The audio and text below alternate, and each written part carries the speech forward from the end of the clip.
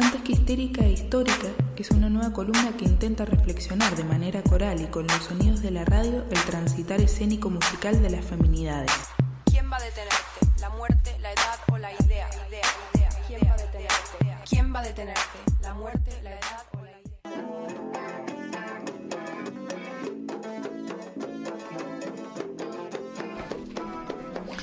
Ser una chica a mediados de 1970 y comprar un amplificador de guitarra fue un ejercicio de sexismo que comenzó en el minuto en que entramos por la puerta de la tienda de música. Algún tipo se acerca y dice: ¿estás comprando para tu novio? Tengo que confesar que trabajé en estas situaciones para conseguir lo que nos proponíamos. ¿Puedes mostrarme de nuevo cómo doblar mis rodillas mientras levantás mi amplificador? Traté de sonreír dulcemente, lo que es muy difícil para mí porque no soy dulce, que es probablemente la razón principal por la que dejé esa técnica. Esa sonrisa debe haber parecido falsa como el infierno.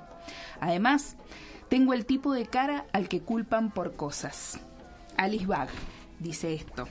Y hoy vuelven las históricas. Esta es la histórica número 64, me refiero a Camille Guevara.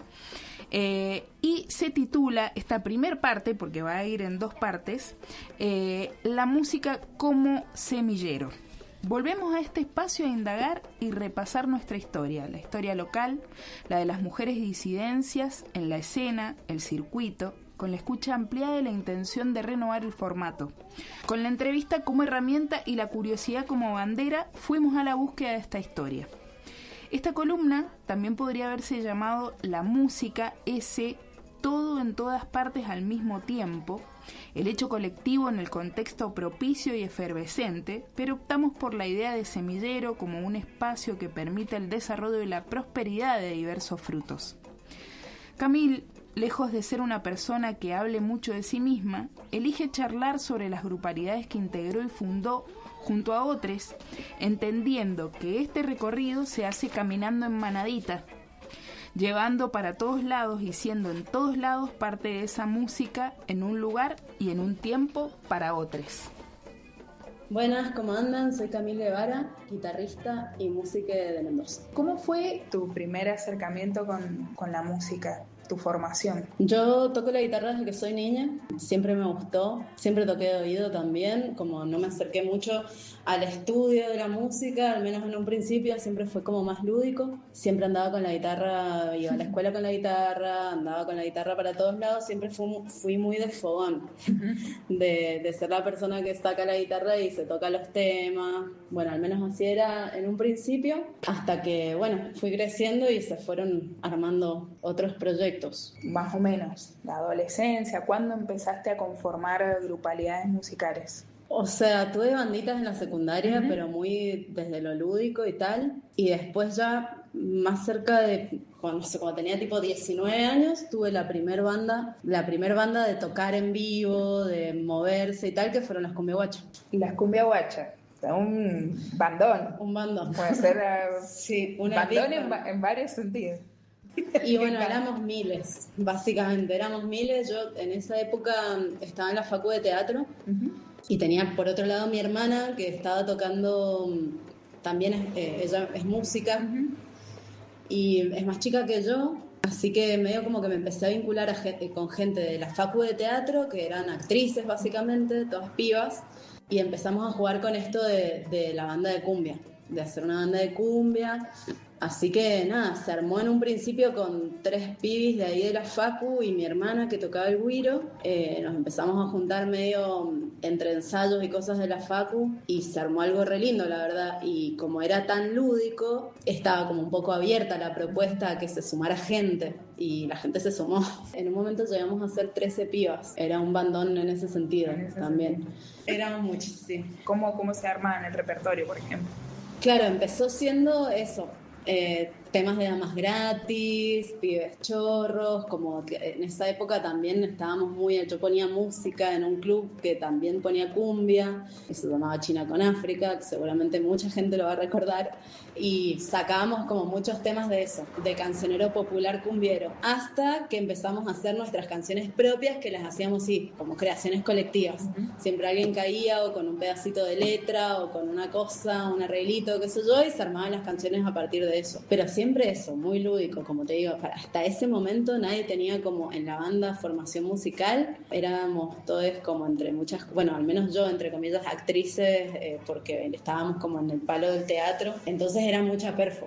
Más que nada era la perfo, el concepto de hacer una fiesta, nos tirábamos el ropero encima, tipo mucho vestuario, ropa, coreografías, teníamos bailarinas, tipo, era todo como una apuesta más en torno a eso, tal cual. Apuntábamos más a la perfo y a la fiesta, y la verdad que eran buenas las fiestas que armábamos. Sí, se armó todo un movimiento ahí con las cumbia guachas. Sí. ¿Cómo estaba repartido eso? ¿O habían roles fijos o roles que iban mutando?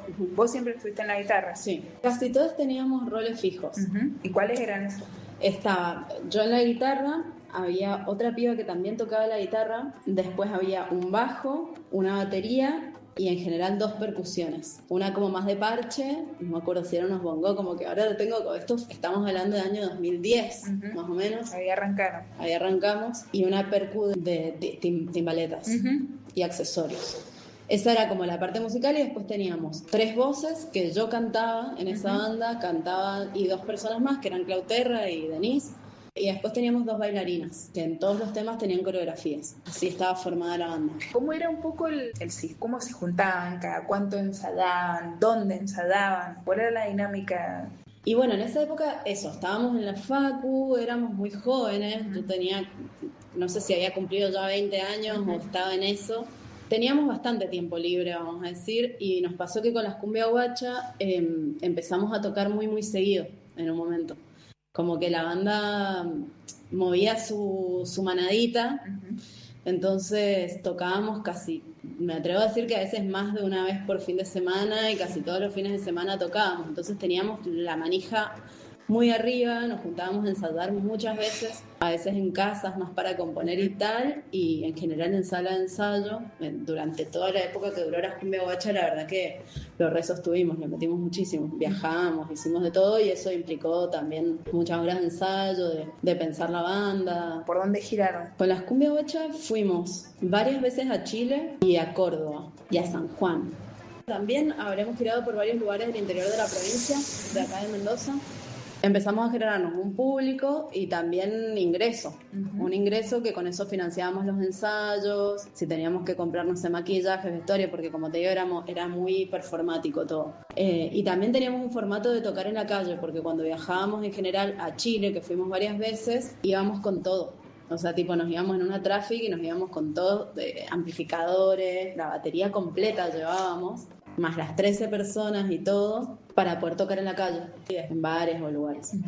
¿Qué pensás que hubo en esos años que generó que se fuera un semillero, que se diera la posibilidad? Somos 13 personas, o 13 feminidades que queremos atravesar esta experiencia que a lo mejor en otro momento no ha estado. Sí, yo creo que el contexto fue, como te digo, la banda más o menos duró desde el 2010 al 2015 aprox. Para mí, bueno, todo el contexto, digamos, como de esta cuestión de la previa de lo que fue después la ola feminista, que tuvo su auge más en 2018 y tal. Creo que todo es parte de lo mismo un poco, como que la escena empezaba a armarse de pibas, de feminidades, de disidencias, como que se empezó, de hecho de las cumbia guacha misma, la mayoría de los pibis de ahí, después hoy en día tienen otros proyectos con otras feminidades también, entonces me parece como que sí, el contexto influyó mucho y como que un poco había que subirse a la ola, digamos, como un poco. Sí, de hecho, eso, me acuerdo que en esa época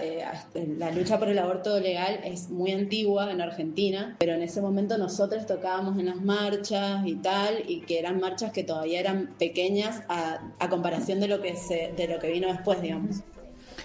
Camila integró varias agrupaciones que dieron lugar a otras conjunciones y conjuros. En esta primera parte de la entrevista que estamos escuchando, charlamos sobre su formación y el interés por la música y sobre la agrupación Lucía y las Cumbia Guacha o las Cumbia Guacha, porque cambió de nombre en toda esa etapa de transformación.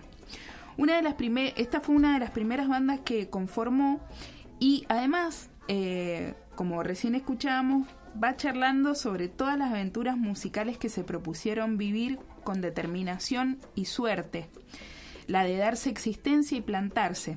Ejemplo, para estos tiempos que corren, la fiesta, la perfo, los colores fluo y el glitter con las piernas clavadas en el suelo de la escena y la invención de un circuito y un público propio.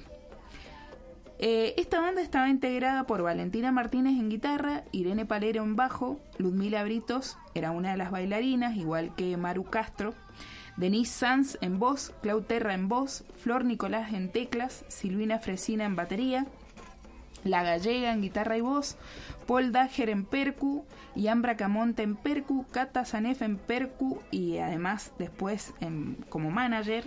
Y bueno, quien va comentando toda esta aventura, Camil Guevara en guitarra y voz. 13 personas de arriba para abajo, viajando, ensayando, tocando, bailando. ¿Qué anécdota tenés de toda esa época, de algo que les haya sucedido, pero que vos consideres que les pasó solo por ser un grupo de feminidades, atravesando la escena, atravesando los escenarios o este camino para profesionalizarse en la música? Puntuales tengo por la positiva y por la negativa, digamos. Tuvimos la oportunidad de tocar con bandas que a nosotros nos gustaban mucho, no sé, con las Cumbia Queers, ponele, que en esa época eran como mil referentes de nosotros. De alguna manera visualizarnos como parte de una escena que estaba existiendo y que obviamente a fuerza de un montón de lucha y tal, hablo de lucha como de lucha personal, ¿no? Por decir, bueno, sí, podemos tocar, podemos organizar esto, nunca habiéndolo hecho antes, digamos. Eso por la positiva, creo que todos nos vimos en un momento ahí como pasándola bien, sintiéndonos parte de algo que estaba armándose, que estaba piola, generando espacios de diversión donde estábamos todos cómodos y seguros, así que eso básicamente. Y después por la negativa nada, era una época donde todavía estaba como muy cerrada la cosa, entonces era por ahí difícil llegar, te encontrabas con sonistas o con inclusive músicos que no entendían o no cómo nosotros podíamos estar tocando si no tocábamos bien o no cantábamos bien, o nuestras letras eran tal cosa, o lo que sea, digamos. Tuvimos varias secuencias así, en varios lugares, no solo acá en Argentina, en Chile también, de terminar como medio mal con las organizaciones de las fechas, con sonidistas, con gente que por ahí no entendía, o no quería, digamos, o no respetaba capaz la trayectoria, o se sentía quizás más, no sé, como que fue difícil también disputar el espacio del escenario, digamos. O sea, no fue nada fácil y hubo que hacerlo, plantarse. Sí, plantarse y de alguna manera eso, pasarlo por arriba y después esta otra cara, de sentirse que igual sos parte de otra cosa que está pasando, que mejor también. En esto que vos decías de la manija, por ahí estaban ensayando y de repente salían de ensayo y con los instrumentos y caían a un bar o a una esquina. Yo nunca he cargado tantos amplificadores como en esa época, te juro. Es que teníamos todo puesto.